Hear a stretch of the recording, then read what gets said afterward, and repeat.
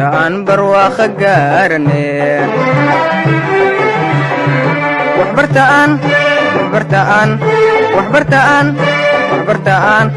waxbartaan barwaaqo gaarane macalinka TV-ga ee Mira International School ku xidhnow macalinka casharada gurigaaga joog ee Mira International School iskuulka caalamiga ah ee Mira waxa uu hawada ku soo marinayaa casharada uu ugu tala galay ardayda dugsiga dhexe ee fasalka 5 ilaa 8. السلام عليكم ورحمة الله وبركاته.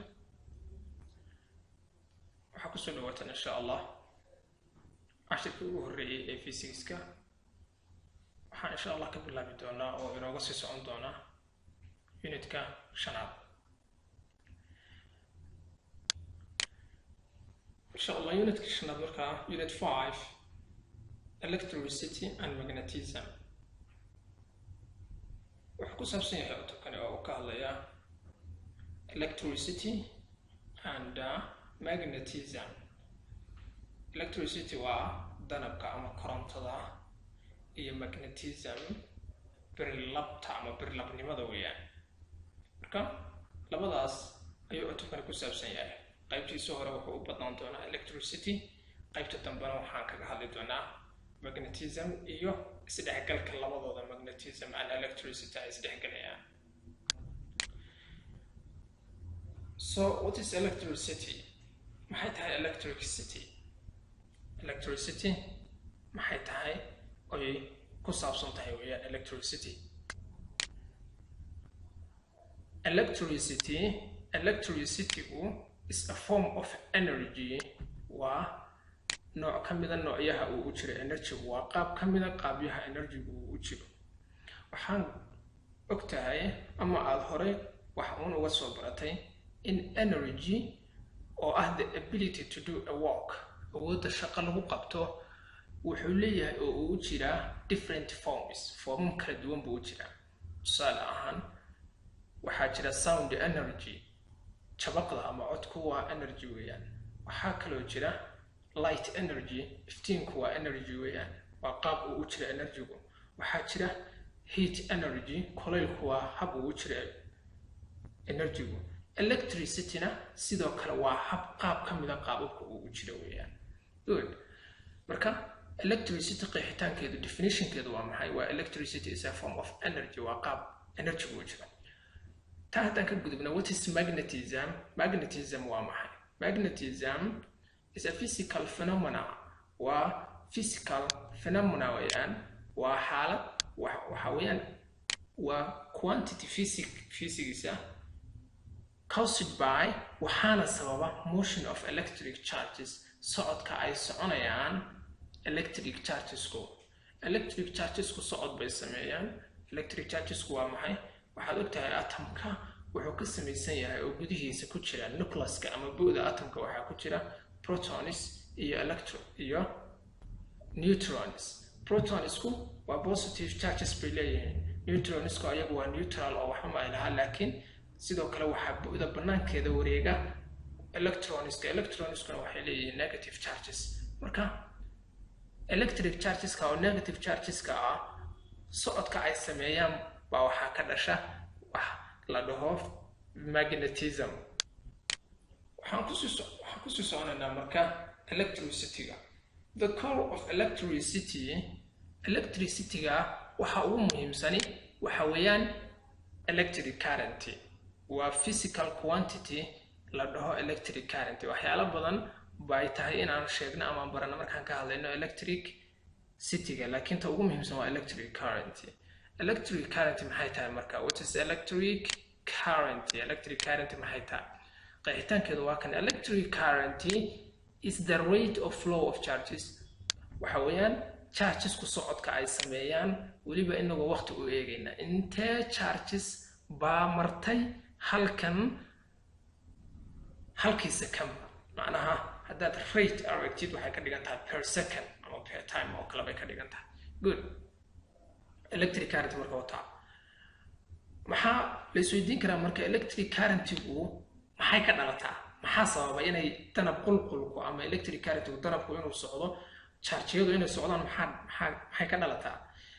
How is the electric current generated?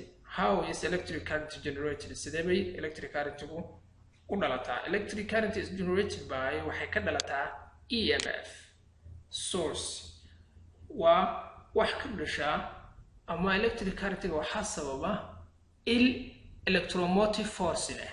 Electromotive force waan qeexaynaa laftigiisa, laakiin waxaad ogaataa si electric current ay meesha u timaado ama ay u jirto waa inay jirtaa EMF source, electromotive force source waa maxay? waa weeyaan, waa qalab macnaha leh oo keenaya oo dhalinaya electromotive force. waa kaas marka qalabka la helo bay electric current una meesha imaanaysaa weeyaan. Good.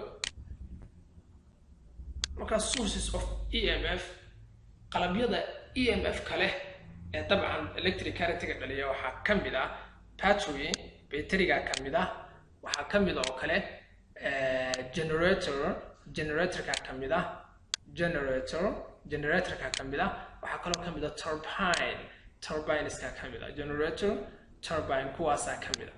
Good.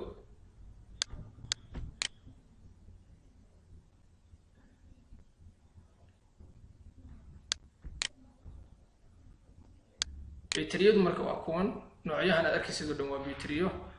kuwa kalena way jiraan oo batteriga gaariga hadda meesha kama dhex muuqdo. batteriyo kale oo fara badan oo ina aqoonin oo meelo kale loo isticmaalo. kuwani waa inta badan home appliances iyo waxa loo isticmaalo, remote-yada iyo waxa ay batteriyada la geliyo. waxaa kaloo ayadana meesha ku jirta oo ayadana